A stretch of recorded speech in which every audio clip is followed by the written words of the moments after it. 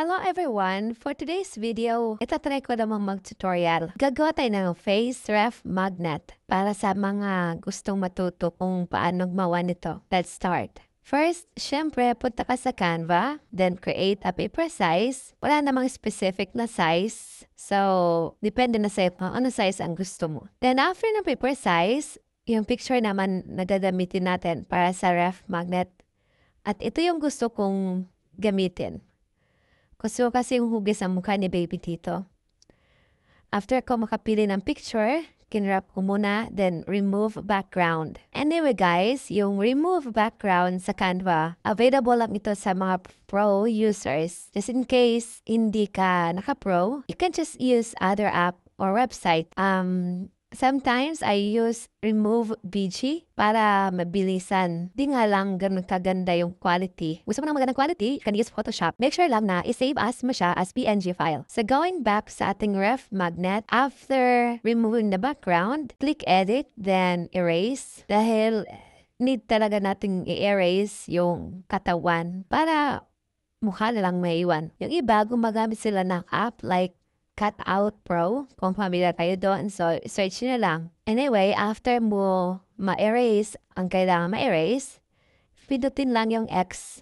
Then, let's move on to the next step. Ang paglagay naman ng outline. Click mo lang yung Edit, Effects, then Shadows, at pindutin lang ang outline. At kung gusto mo palang lagyan ng filters yung picture, punta ka lang sa filters, then pili ka na gusto mo na klase na filter. And then under intensity, ma-adjust mo yung filters kung gaano ka-light or kung gaano ka-dark. So, ikaw na bahala. Balik tayo sa outline. Pipili ako ng kulay. Pagkatapos, pindutin mo lang yung X. Sa text naman, ilagay natin ang name ni baby and then choose fonts and colors na gusto mo at effects na rin. Adjust mo lang hanggang sa masatisfied ka sa result. And that's it. I-save mo lang as PNG pa rin, then transparent background, at kung gusto mong baguhin yung size para mas maganda ang quality, pwede din. Then, click download. Sa backing naman, ilalagay sa likod ng face magnet.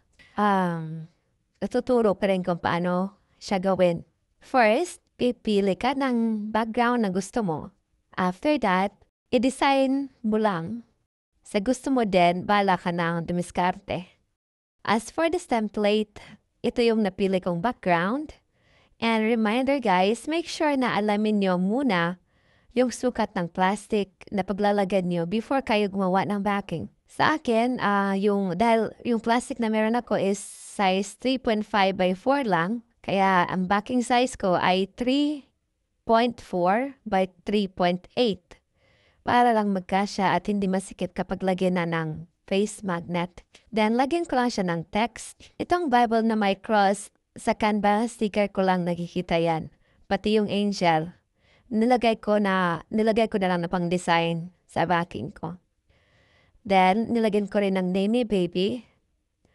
Nilagyan ko pala ng name ni baby dahil hihiwaan ko yung backing mamaya. Ito kasing magsilbing parang support ng face magnet para di siya malaglag. Makikita niyo rin mamaya pag natapos. And then yan, ganyan lang. Ready to print na yan.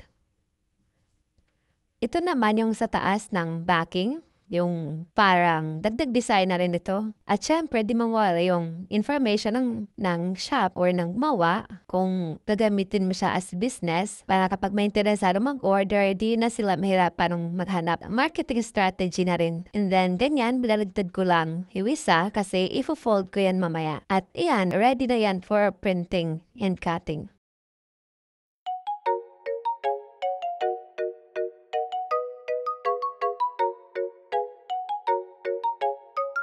At ito guys, kunya nagka-cut lang ako pero prank lang yan. Di kasi talaga ako magaling mag-cutting ng ganyan.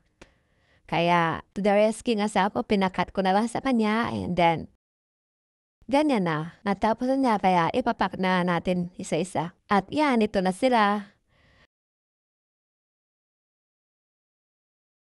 At nidin natin ng plastic at stapler